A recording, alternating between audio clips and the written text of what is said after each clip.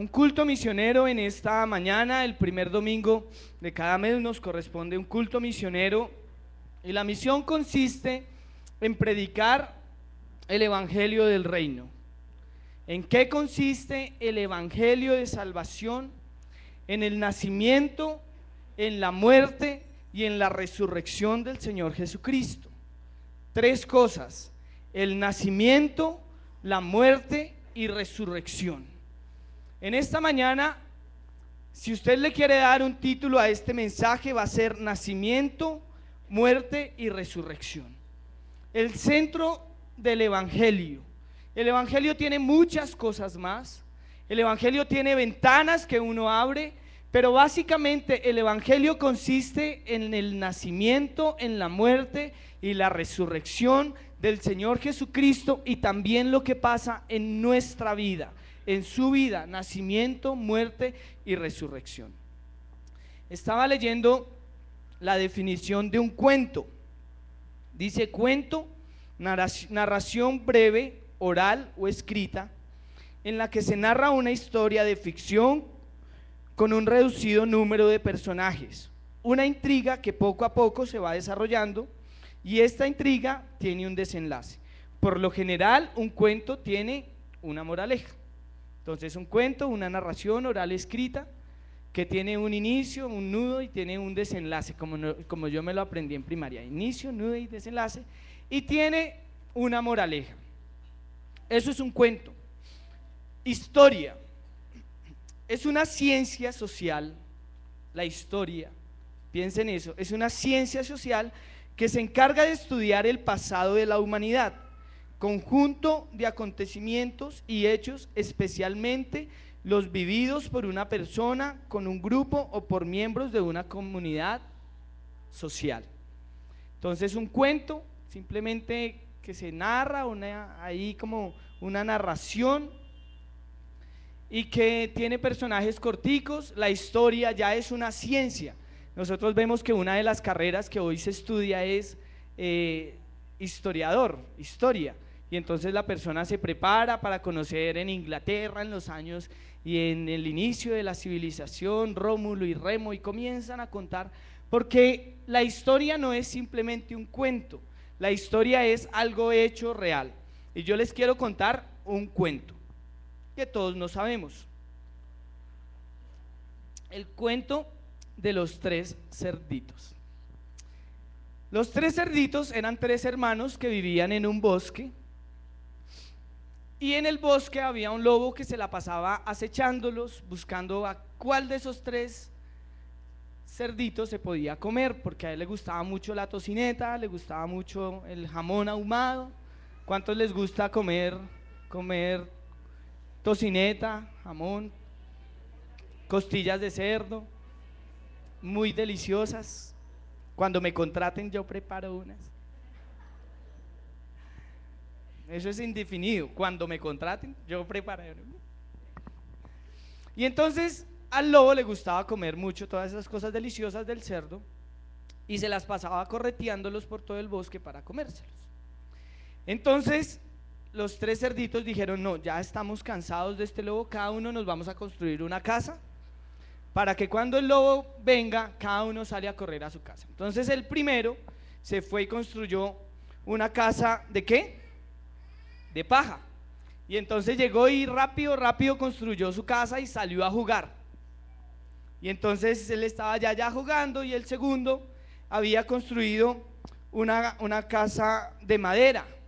Y entonces él estaba allí construyendo su casa de madera y se dio cuenta que el otro ya estaba jugando. Y entonces dijo: no, yo esto aquí lo termino rápido, y salió a jugar con su hermano que había hecho la casa de paja. Y el hermano mayor, ¿cuántos son hermanos mayores aquí? Eso, entonces ustedes, no le estoy diciendo cerdito, sino hermano mayor. El hermano mayor de esa familia entonces fue y construyó una casa de ladrillo y se demoró un poquito más. Como era evidente, llegó el lobo a corretear al primer cerdito, y el primer cerdito, todo contento, se fue para su casa de paja y cerró la puerta, y llegó el lobo desde afuera, sopló y le tumbó la casa al cerdito. El cerdito, oh, por Dios. Y salió corriendo rápido a la casa de su hermano, el que había construido una casa de madera. Y el lobo llegó y esta vez le tocó soplar más duro, porque era de madera, y sopló otra vez. ¡Pum! Se cayó la casa. Los dos, asustados, se fueron corriendo para la casa de su hermano. Y entonces abrieron la puerta, se metieron y el lobo sople y sople y sople.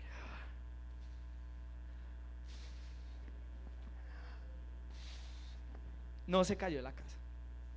Entonces el lobo dijo, bueno, yo voy a meterme por la chimenea. Y entonces el lobo escaló.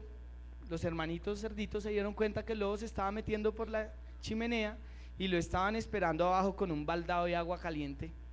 Que cuando el lobo metió la cola, salió corriendo, y se dice que el lobo nunca más volvió a querer comer cerdito, se perdió.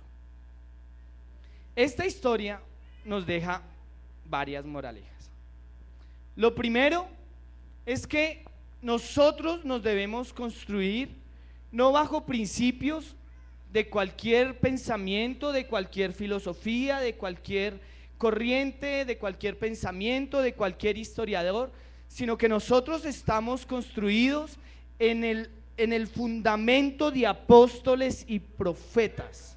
Nosotros no estamos aquí parados tal vez sobre la arena, no estamos parados aquí o peleando una guerra o corriendo como dando golpes al aire, sino que nosotros sabemos que estamos en una lucha, que esto es serio, que nosotros no venimos a la iglesia simplemente porque es un hobby, porque me encuentro con mi hermana, sino porque nosotros sabemos que aquí está Jesucristo el Señor, que es la peña de gran peñasco, es la piedra de gran peñasco, y nosotros venimos a edificarnos aquí porque sabemos que cuando vienen los problemas, cuando viene la dificultad, cuando viene la tentación, cuando viene el diablo que quisiera soplar y soplar para quitar tal vez de nuestra vida la seguridad, nosotros contamos con la mano del omnipotente Dios, y ahí apartados de su mano nada podemos hacer, pero escondidos en el hueco de la mano del Dios Altísimo, ¿quién nos arrebatará de su mano?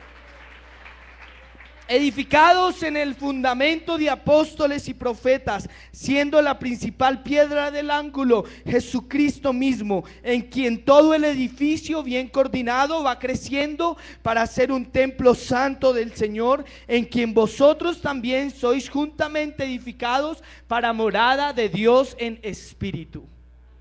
No somos cualquier cosa, tenemos un fundamento grande, la roca inconmovible de los siglos, y encima de esta roca, que es la cabeza, Jesucristo, el Señor ha venido formando una iglesia hermosa, ha venido formando un cuerpo hermoso, ha venido formando una iglesia que sigue caminando parada en el fundamento de apóstoles y profetas.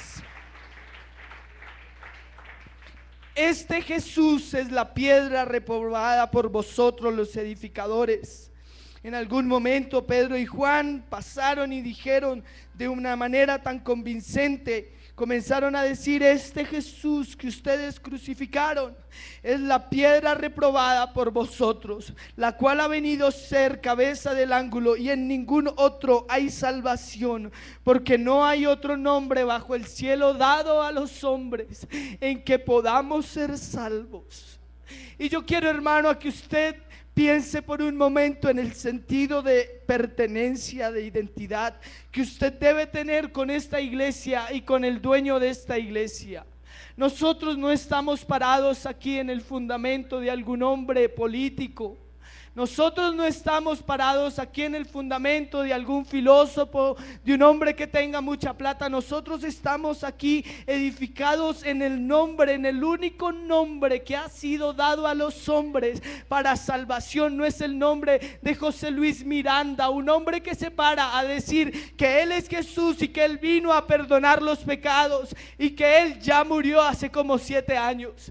El dueño de esta iglesia es Jesucristo el Señor, y Él es el Dios eterno por los siglos de los siglos. Y tenga seguridad que usted está parado en la roca inconmovible de los siglos. El salmista en algún momento escribió: tú eres mi roca, tú eres mi castillo, tú eres, Señor, mi refugio cuando estoy cansado. Por eso, hermano, nosotros podemos estar seguros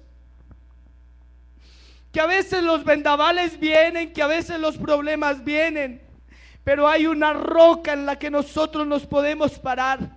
Y qué hermoso esa canción que dice: escóndete en las manos del Señor, y que venga diablo, viento, cualquier cosa creada. Si nosotros estamos escondidos, parados en esta roca, apartados del Señor, nada podemos hacer. Pero ahí, escondiditos en su mano, hermano, yo no sé si usted tenga en esta mañana un problema.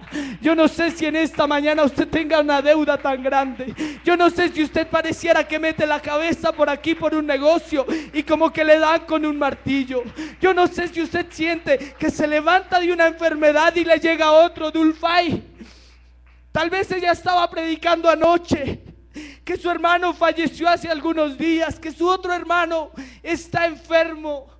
Pero así como el Señor ha ayudado a otros hombres, Él sigue ayudando a los miembros de esta iglesia que pasan problemas, que pasan dificultades, que pase la muerte por un lado, que vengan los vendavales, que vengan las tristezas. ¿O no, Dulfay? Porque seguimos aquí parados, predicando, llevando en alto el nombre del Señor Jesucristo, el dueño de este evangelio, con principios bíblicos, sabiendo que Él es el único Dios y la vida eterna.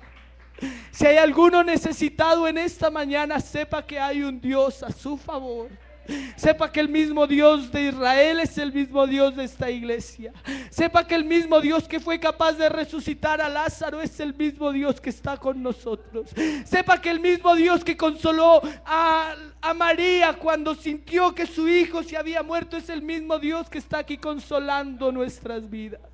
Tenemos el mejor Dios de todos los dioses, el único y sabio Dios que vive por los siglos, el que no tiene principio ni fin de vidas, y estamos parados en el verdadero Dios, en la vida eterna.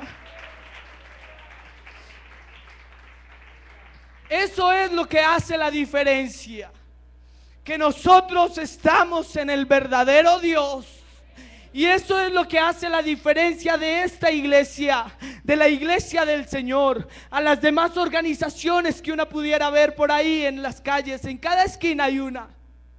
Pero esta iglesia es diferente, porque a esta iglesia el Señor le ha dado un sello de Espíritu Santo, un sello que hace que sea diferente, un sello que hace que camine, un sello que hace que se marque la diferencia, un sello que se sepa que usted y yo somos comprados con precio de sangre y recibimos un Espíritu Santo.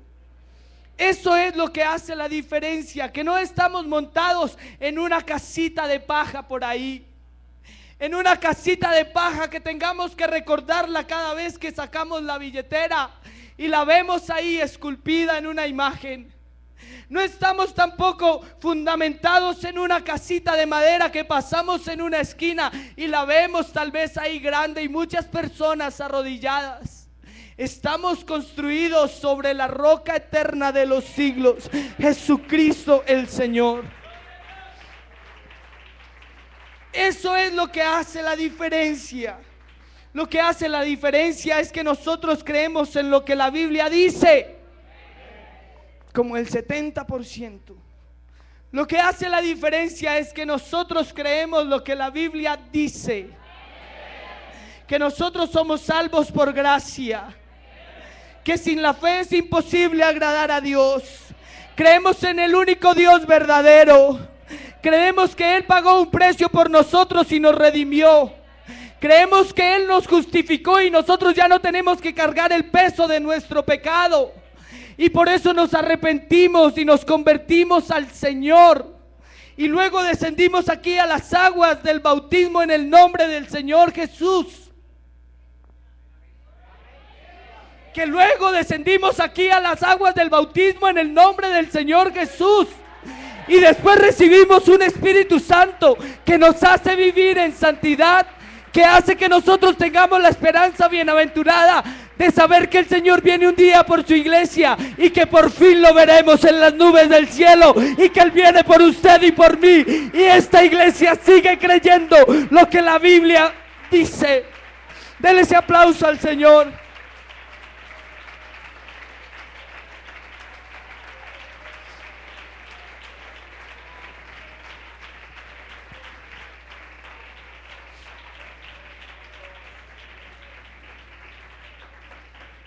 Querido amigo, eso es los principios fundamentales de esa iglesia. 12 principios fundamentales, las 12 columnas fundamentales de esta iglesia.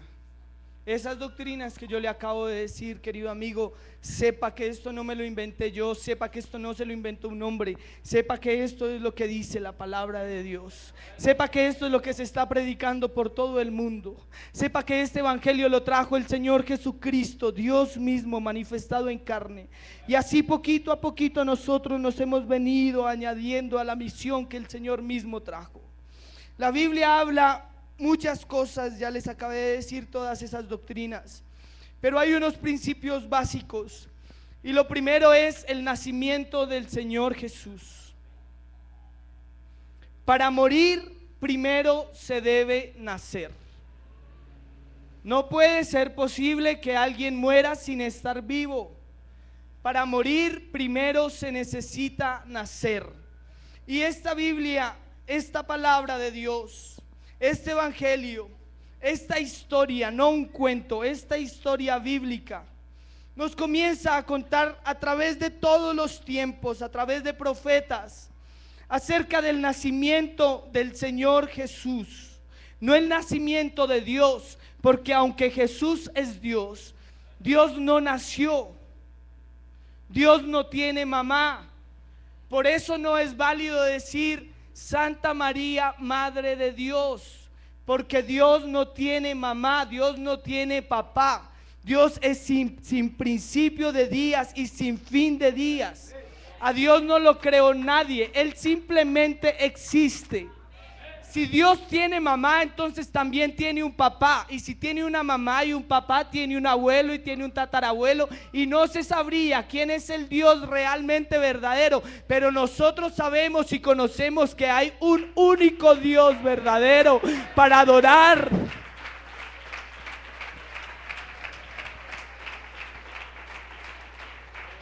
Pero este Dios decide manifestarse en carne, hacerse hombre, y es lo que nosotros conocemos como el Hijo de Dios, pero es la manifestación de Dios hecha carne, el Señor Jesucristo. Y el profeta Isaías, tal vez unos 400 a unos 600 años más atrás, dice: porque un niño nos es nacido, hijo nos es dado, y el principado sobre su hombro, y llamará su nombre Admirable, Consejero, Dios fuerte, Padre eterno y Príncipe de paz. Un hombre 400 o 600 años atrás estaba viendo por revelación de Dios que un día iba a nacer sobre la faz de la tierra un hijo diferente, un niño diferente, no engendrado por hombre, engendrado por el Espíritu Santo, que es Dios, engendrado por Dios mismo. Porque la Biblia dice, es que es absurdo pensar que pudieran ser tres, porque si es engendrado del Espíritu Santo, quiere decir que el papá es el Espíritu Santo, y ellos están separando al Padre del Espíritu Santo.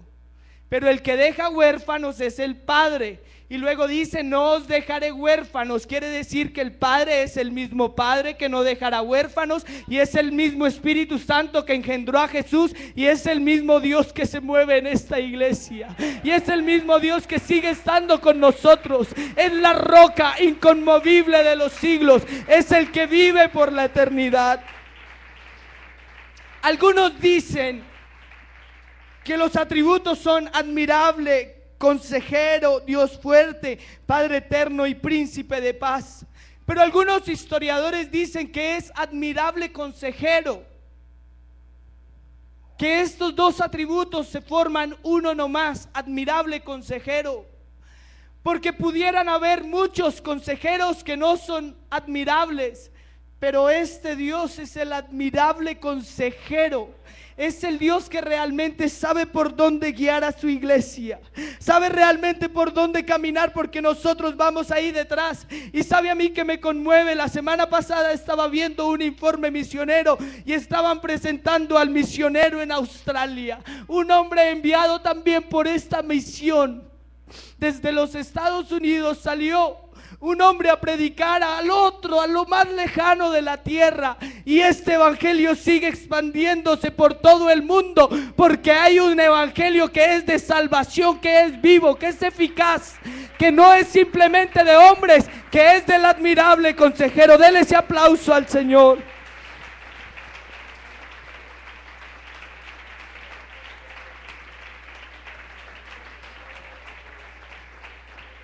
Mateo 1:21 dice: y dará a luz un hijo y llamará su nombre Jesús, porque él salvará al pueblo de sus pecados. Y se abre con el nacimiento del Señor Jesús la transición a un tiempo de gracia. Se pasa de una dispensación, de un tiempo de ley, se pasa a un tiempo de gracia por el nacimiento del Señor Jesucristo. Una manifestación que cambia la historia del pueblo que tenía arraigadas sus tradiciones. Porque, querido amigo, déjeme decirle en el nombre del Señor Jesús que esto no se trata de tradiciones.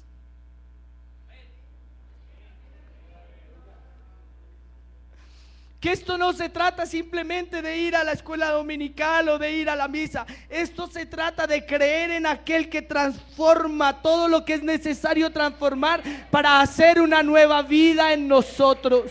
Nosotros somos también hechos hijos de Dios y tenemos vida nueva en el Señor Jesucristo. Todo esto con respecto al nacimiento del Señor Jesús, que fue profetizado en muchos más capítulos, muchos más versos, y que fue cumplido en el Nuevo Evangelio, en el Nuevo Testamento y en muchos más textos. Eso con respecto al Señor Jesucristo. Pero con respecto a nosotros, a través del Evangelio, también nosotros hemos tenido un nuevo nacimiento en Dios. En algún momento un hombre se le acerca al Señor y le dice: ¿cómo tengo que hacer para ganar el reino de los cielos? Y él le dice: de cierto os digo que el que no naciere de nuevo no conocerá el reino de Dios. Pero ¿cómo podemos nacer de nuevo? ¿Cómo volver a nacer? Nosotros sí sabemos y tenemos la experiencia de saber qué es nacer de nuevo, porque nacer de nuevo es morir allá al pecado y resucitar y nacer para una vida nueva en Cristo. Y yo creo que aquí pudiéramos dar testimonio, ¿o no, hermano Osvaldo? De una vida que estábamos allá muertos en delitos de pecados, y todos aquí, sin excepción a ninguno, comenzando por mí, en algún tiempo muertos en pecados, aún estando en la iglesia, sintiendo la presencia de Dios, pero aún así con el pecado ahí metido en nuestros corazones en muchos casos. Para el pueblo de Israel era más difícil sacarlos a Egipto de su corazón que sacarlos a Egipto realmente en un momento físico. El Señor sacó al pueblo de Israel con mano poderosa de Egipto y fue sencillo. Él tiene todo poder. Pero el pueblo de Israel seguía con su corazón allá metido en Egipto, y eso era lo que Él les decía: son un pueblo duro, rebelde, con un corazón de piedra. Y así tal vez pudieran haber en esta mañana muchos. Ya aquí en el Evangelio, ya salimos de Egipto, pero de pronto con alguna parte de Egipto en nuestro corazón. Pero en esta mañana yo conozco un Evangelio santo y glorioso, que no importa qué tan grandes sean las heridas, las marcas que hayan de Egipto en nuestros corazones, hay un Evangelio que es capaz de quitar cualquier impureza, de limpiar, de sacar estos corazones de piedra y convertirlos en un corazón de carne. Querido amigo, el que no naciere de nuevo no puede ver el reino de Dios. Y de modo que si alguno está en Cristo, ¿qué? Y las cosas viejas pasaron, ¿y qué? Porque nosotros antes teníamos una vida así, llena de pecado, muertos en delitos y pecados. Tal vez como alguno aquí en esta mañana, pero hemos nacido de nuevo de agua y del Espíritu, y podemos saber que un día, y tenemos la esperanza de que sí vamos a ver el reino de Dios. ¿Alguno tiene esa esperanza? Dele ese aplauso al Señor.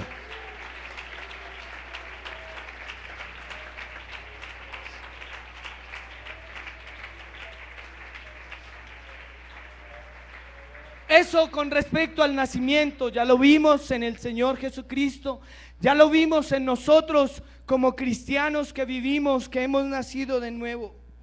Pero luego el segundo tema es la muerte del Señor Jesucristo. Y todo eso que pasó en el Calvario ya se había vivido en algún tiempo atrás simbólicamente.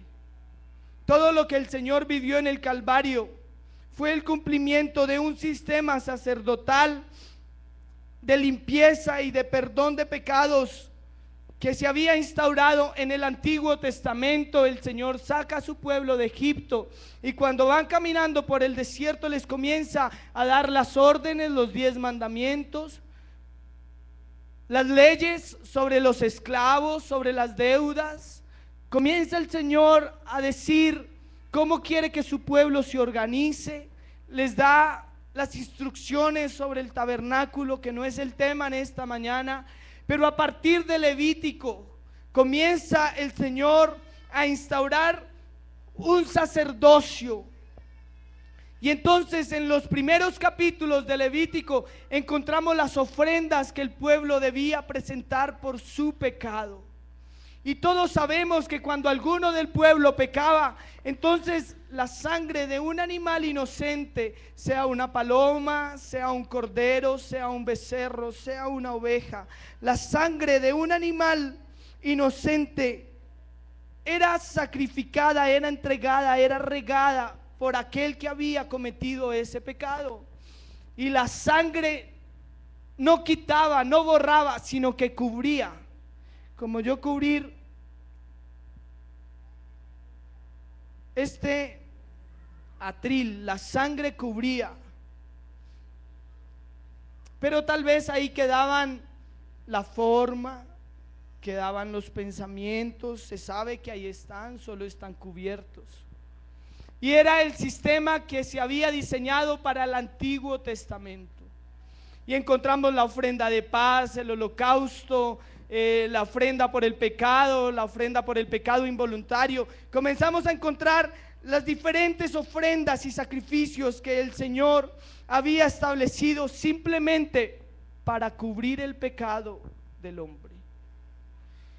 Pero todo esto se iba a cumplir, y también el profeta Isaías iba a escribir luego más adelante: ciertamente Él llevó nuestras enfermedades, Él sufrió nuestros pecados. Y comienza Isaías en un momento de inspiración.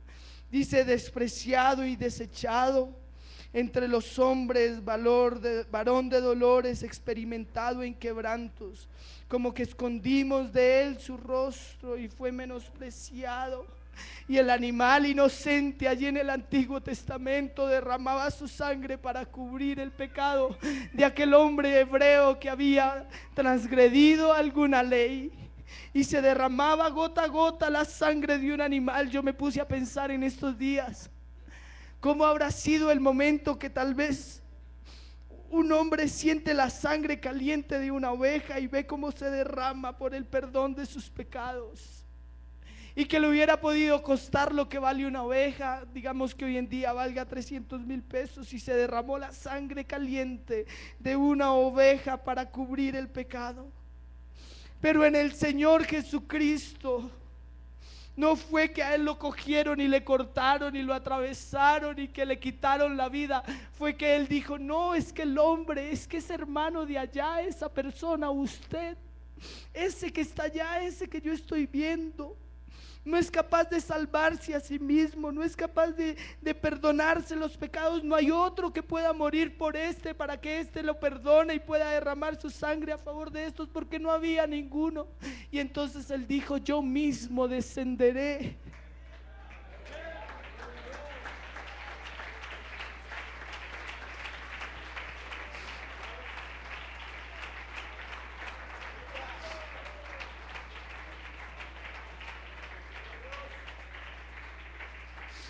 Yo mismo descenderé y entregaré mi vida, porque la paga del pecado es la muerte. La paga del pecado no son unos rezos o unas repeticiones. La paga del pecado es la muerte. Y este Dios justo no es capaz de pasar ninguna injusticia por ahí sin que se pague. Y entonces dijo: como estos han pecado tanto y tienen que pagar, pero yo los amo tanto que voy a entregar mi vida por ellos. Y vino y se hizo hombre. Y ahora usted imagínese la sangre del Cordero, que cuando Juan lo vio, quedó impresionado y dijo: he aquí el Cordero de Dios, el que quita el pecado del mundo. Y él derramó hasta su última gota de sangre, que a usted no le valió 300,000 pesos como a un hebreo en el Antiguo Testamento, como para una oveja, sino que a usted le valió aceptar al Señor Jesucristo en su corazón. Y él, cargando su cruz, salió del lugar llamado la Calavera, que en hebreo se llama el Gólgota, y allí lo crucificaron. Y murió por nosotros. Entregó su vida en el Calvario. Y alguna vez mirábamos tal vez alguna significancia que se le pudiera dar a las diferentes partes que había en el Señor Jesucristo en el Calvario, y mirábamos como una corona de espinas se había atravesado en su sien. Y para nosotros significa que Él limpia nuestra mente, limpia nuestros corazones, que a Él le dolió, pero que nosotros hoy podemos decir que esta mente que nosotros tenemos es la mente de Cristo. Y a mí me encanta esa oración que se hace en la mañana, y le digo: Señor, ahí en la mente encomiendo las actividades de este día, Señor, que tus pensamientos estén en mis pensamientos, que tú me dirijas para el lugar donde tenga que ir, que seas tú y el Señor a través del sacrificio de la cruz del Calvario. ¿Cuántos han sentido en algún momento la dirección de Dios? En algún momento tal vez alguno hubiera podido pensar: yo tengo que irme por aquí, pero mejor no cojo por allá, porque tal vez hay un peligro, y doy la vuelta y me cuentan que allá robaron a alguno o allá mataron. Es porque la mente de Cristo está actuando en su iglesia. Es porque la mente de Cristo sigue obrando en nuestros corazones y nos sigue guardando. El manto del Señor no solo que esa sangre cubre, sino que nos limpia, nos perdona. El Señor nos revistió de gracia ese manto que Él tenía, que a Él le costó su desnudez. Y qué terrible es cuando de pronto nos cogen en una mentira y le dicen: usted es un mentiroso, usted se robó la plata. Se siente una vergüenza tremenda. Seguramente en algún momento todos hemos tenido ese momento de ponernos rojos y tener que pensar: uy, me descubrieron. Eso era lo que estaba ya pasando con el Señor Jesucristo. Esa vergüenza que usted siente a veces cuando comete pecado fue puesta ya en el Señor cuando le quitaron su manto, pero con ese manto nos ha revestido a nosotros, para que nosotros ya no sintamos más esa vergüenza, sino que podamos seguir viviendo para el Señor. Y ya no vivo yo, Cristo vive en mí. Mírenlo a Él. Y sí, es cierto, murió. El Señor Jesús murió. Y es lo que nosotros celebramos cuando venimos a hacer la Santa Cena, la muerte del Señor. Anunciamos hasta que Él venga. Es cierto, y yo creo que ese día el diablo se puso contento y llamó a todos sus demonios, y ese día hicieron una fiesta y pensaron que le habían quitado la vida al Señor Jesús.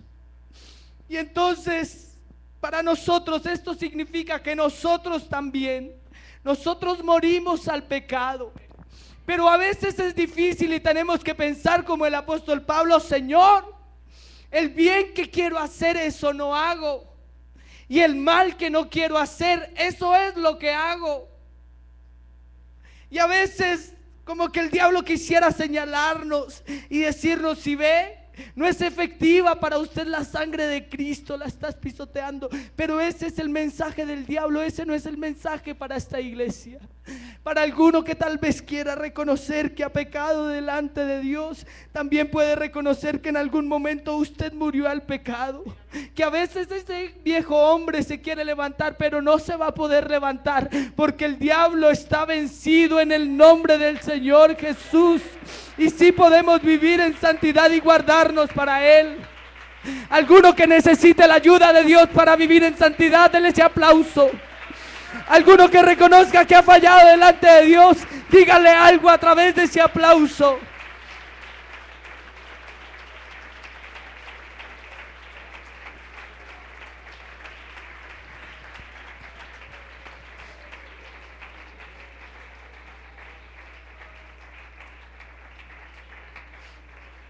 El Señor Jesús murió en la cruz del Calvario. Nosotros también estamos muertos al pecado. Ya no vivo yo, muerto. Ya no vivo yo, estoy muerto. Cristo vive en mí. Y la tercera parte es la resurrección. Es la parte que más me gusta de este evangelio. Es la parte más poderosa de este evangelio. Porque a través de la resurrección es que nosotros podemos entender la doctrina de la justificación. Que le pudiéramos decir al Señor: yo solito no me puedo justificar delante de ti, porque mis justificaciones son como trapos de inmundicia delante de tu presencia. No hay ninguno aquí que pudiera decir: no, es que yo oro, es que yo ayuno, es que yo dirijo, es que yo predico, porque todas nuestras justificaciones son como trapos de inmundicia, no sirven. No es que yo hago mercado, yo ofrendo, todo eso no es por obras. Es porque el Señor un día murió, pero resucitó para nuestra justificación.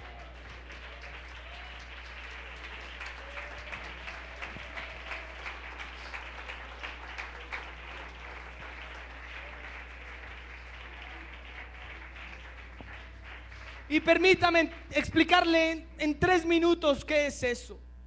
En el Antiguo Testamento se llamaba el mercado de los esclavos. Y entonces habían 3 palabras que se utilizaban en el tiempo hebreo para hablar acerca del mercado de los esclavos. Y el agorazo era el término que daba a entender cuando una persona iba al mercado y compraba. Simplemente estaba haciendo agorazo, fue a un mercado y compraba. Y estaba también el hexagorazo, que era aquel que iba al mercado, compraba, pero en lugar de revenderlo ahí nuevamente en ese mercado para un comercio, él cogía y sacaba esa mercancía o ese esclavo y lo llevaba a su casa. Ya no estaba más en venta, ya no estaba más en el mercado, ya no era simplemente agorazo, era hexagorazo, porque lo había sacado del mercado y lo había puesto a trabajar en su casa. Y la tercera palabra es lutroo. Y además de que hace el agorazo, el hexagorazo, también hace el lutroo. Y quiere decir que lo compró en el mercado, lo sacó del mercado, y además de sacarlo del mercado, lo deja en libertad para que él haga todo lo que quiera. Ya libre. Es exactamente lo que pasó con nosotros. Nosotros estábamos allá en un mercado cautivos, esclavos del pecado, y el Señor nos compró. Pero además de comprarnos, nos sacó del mundo de pecado.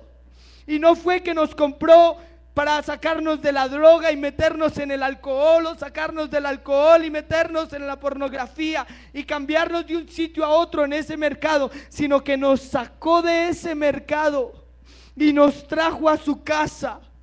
Y además de sacarnos, de comprarnos, sacarnos, nos dio libertad. Y hoy podemos tener la libertad del Espíritu Santo cumplida perfectamente en nuestra vida. La obra del Señor, la justificación del Señor, a través de la resurrección, porque el precio era pagarlo. Pero si el Señor no hubiera resucitado, seguramente nosotros hubiéramos quedado allá. Pero a través de la resurrección yo puedo decirle: Señor, así como tú resucitaste, yo salgo de ese mundo de pecado porque tú venciste el pecado. El diablo estaba muy contento ese día. Llamó a todos sus demonios: vanidad, fornicación, adulterio, mentira, lascivia. Vengan para acá, lo derrotamos, mírenlo, pobrecito, está allá, ya lo crucificaron y ya lo tienen allá en esa tumba. Y estaban todos contentos, yo qué sé qué estaban haciendo. Pero el dueño de esta iglesia, que no lo detiene nadie, el dueño de esta iglesia, en un momentico le dijo al que tenía las llaves de la muerte: venga para acá esas llaves, porque muerte, yo seré tu muerte. Y hoy está en medio de nosotros, vivito aquí, dando libertad al que lo necesite.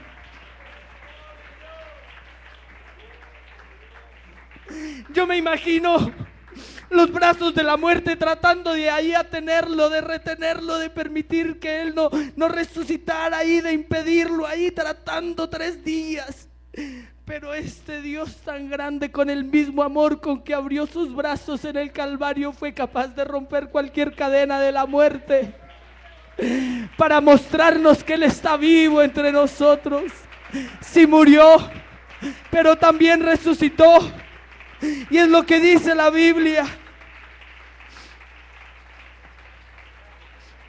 Cuando el Señor resucitó, se fueron unas mujeres tal vez un poquito tristes a buscar el cuerpo del Señor. Imagínese, estaba una madre, y las que son madres podrían tal vez sentirlo mejor que yo y pensar: el hijo había muerto, ya no había opción, ya fueron simplemente a cambiar unas flores.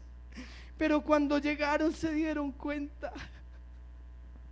Y en los evangelios en todos hablan acerca de la resurrección del Señor Jesucristo. Pero cuenta que la tierra tembló. Los mismos infiernos no pudieron retener al Señor y comenzaron a temblar, y la tierra comenzó a temblar. Y la piedra que había ahí, muy grande, que en algún momento, en otra ocasión, cuando fue a resucitar a Lázaro, le pidieron que movieran esa piedra. Y algunos dijeron: no, es que la piedra es grande, ya no se puede mover, y ahí ya huele a feo. Pero él no pidió ayuda. Él no dijo: por favor, quíteme la piedra. Él no tiene necesidad, simplemente la piedra la quitaron. La tierra tembló. Dice que los guardas que estaban ahí al lado de la tumba estaban temblando, estaban asustados. Así como tiene que estar el diablo en esta mañana, temblando y asustado.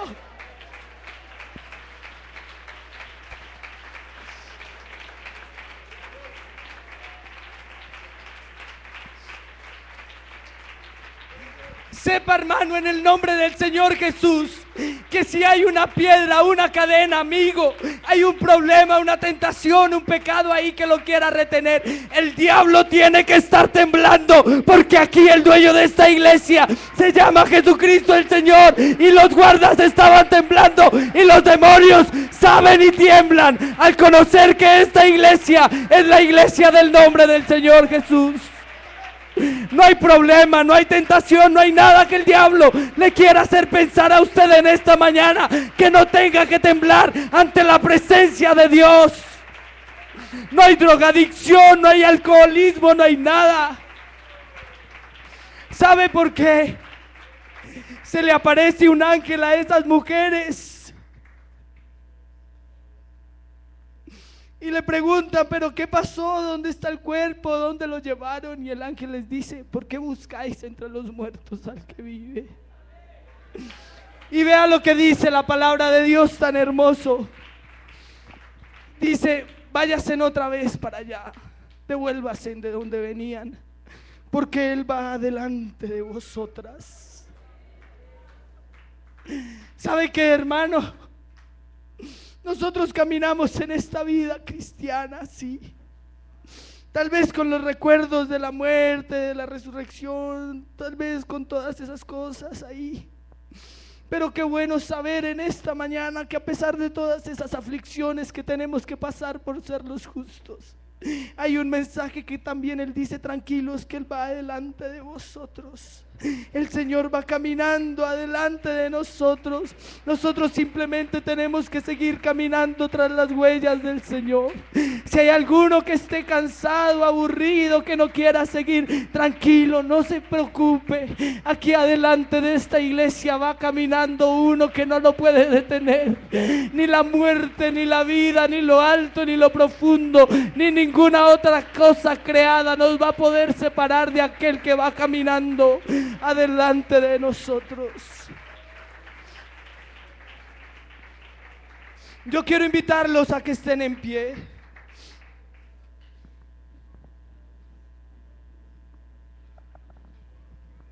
Y por último, quiero decirles, el Señor nació, vimos en el Señor Jesucristo, nosotros nacimos en agua y en el Espíritu por el Señor. El Señor murió en la cruz del Calvario, nosotros también morimos al pecado.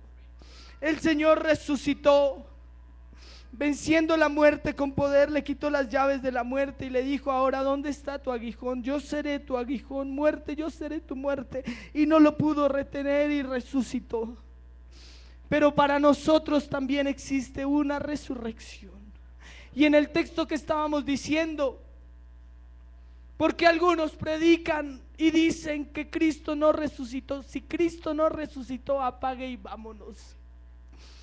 Pero yo quiero hablar con alguno en esta mañana que tenga esa esperanza de que un día se va a levantar de entre los muertos, si está muerto, y los muertos en Cristo. Y no dice que un ángel, no dice que uno de los apóstoles, dice que el mismo Señor con voz de arcángel y con trompeta de Dios descenderá del cielo, y entonces los muertos en Cristo resucitarán primero, y los que allá se hemos quedado, entonces esa será para nosotros la resurrección de entre los muertos.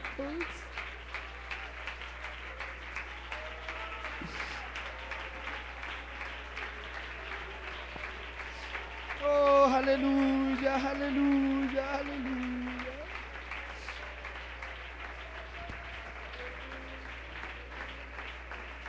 Hermano, no se canse. Hermano, luche, busque. Hermano, no se fatigue un poquito más, y el que ha de venir vendrá y no tardará. Será entonces la resurrección y la vida eterna para nosotros.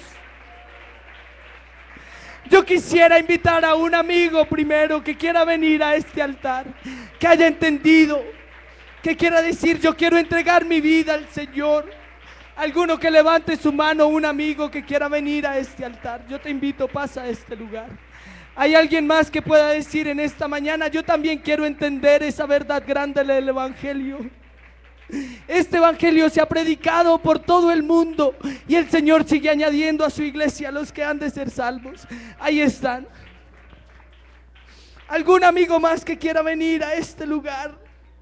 Rápidamente, porque quiero hablarle a la iglesia por un momento también, para que tenga un momento de altar.